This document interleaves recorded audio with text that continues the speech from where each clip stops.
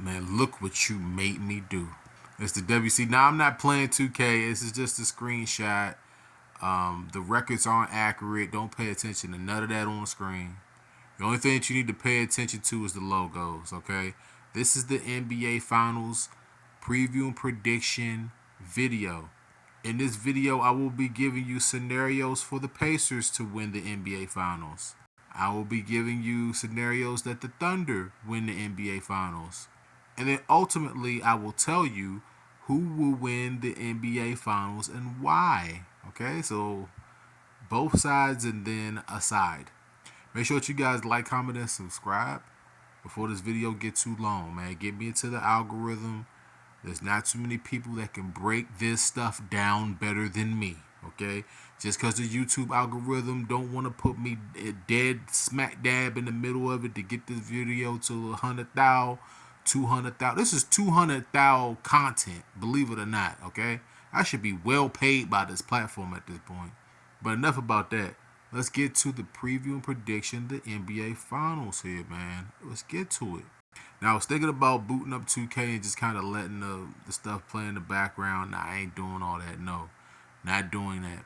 Y'all already know about my beef with 2K. The Pacers. We'll start with the Pacers. Okay.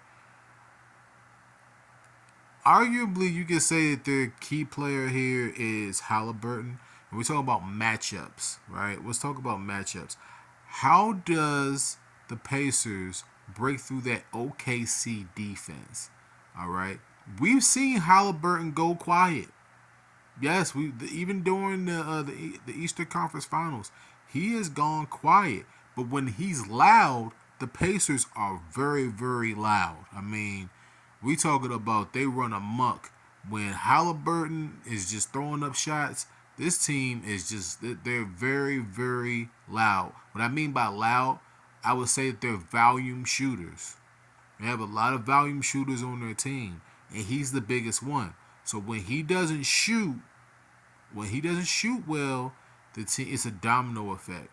Siakam is like the key. Like I want to say that he's the X factor in this series for the Pacers, and the reason why is because I think that the bench of the Pacers is consistent enough to the point where you know what you're going to get from them.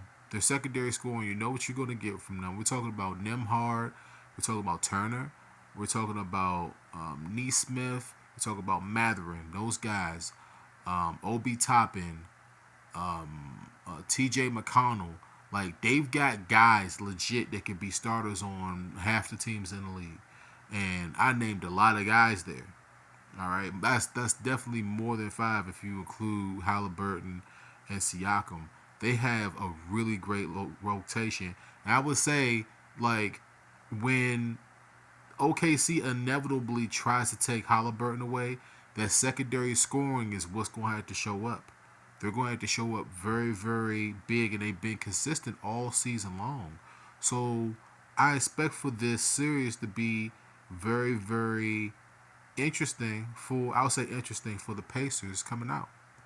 Let's look at the OKC Thunder, the Western Conference champions, the league MVP SGA Shea Gilgeous Alexander, and Jalen Williams has emerged. Man, we talking about like some people would say that he's secondary scoring, like solid secondary scoring.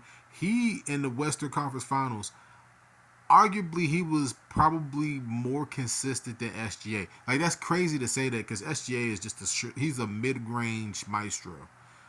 These teams very much so match up to each other very, very much well. But I think that OKC is a little bit larger, a little bit stronger.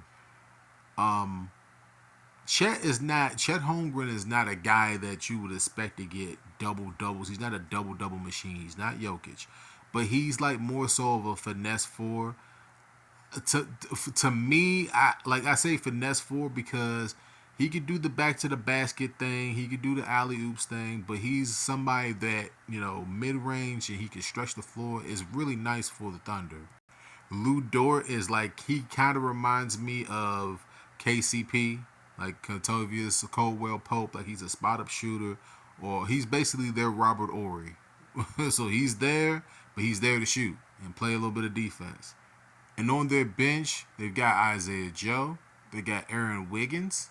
They have another Jalen Williams. I think it's spelled differently. And those guys as well could be serviceable starters on other teams in the league. So both of these teams match up very, very well. If the Pacers win this NBA Finals, I think that they'll do it in 6 games. I think that they can do it in 6 games. And if the Thunder win the NBA Finals, I think that they could do this in 5.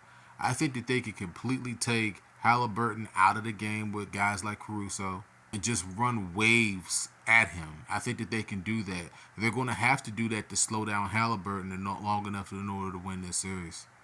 Ultimately, within reason, all right, within reason, I think that OKC is going to win the NBA Finals in 7 games. I think that this is a 7-game series because I think that both of these teams match up very well to each other. And I think that the Finals MVP, if OKC wins, I think that inevitably is going to be Shea. But if the Pacers win, I think it's going to be somebody like, I don't think it's going to be Siakam. I think that for sure they have to stop Halliburton. He'll be NBA Finals MVP if the Pacers win. But my pick is the Thunder in 7 games. Let me know how you guys feel about this NBA Finals breakdown and prediction video. And do you guys think people are going to watch this NBA Finals? Do you think it's going to be something that people are going to sit down and enjoy basketball and just love the game and just watch it? Let me know how you guys feel down in the comments. Make sure that you like, comment, and subscribe. And until next time, peace out. Enjoy the NBA Finals, man. Get down in the comments and let's talk. Let's talk about it. Get me into the algorithm.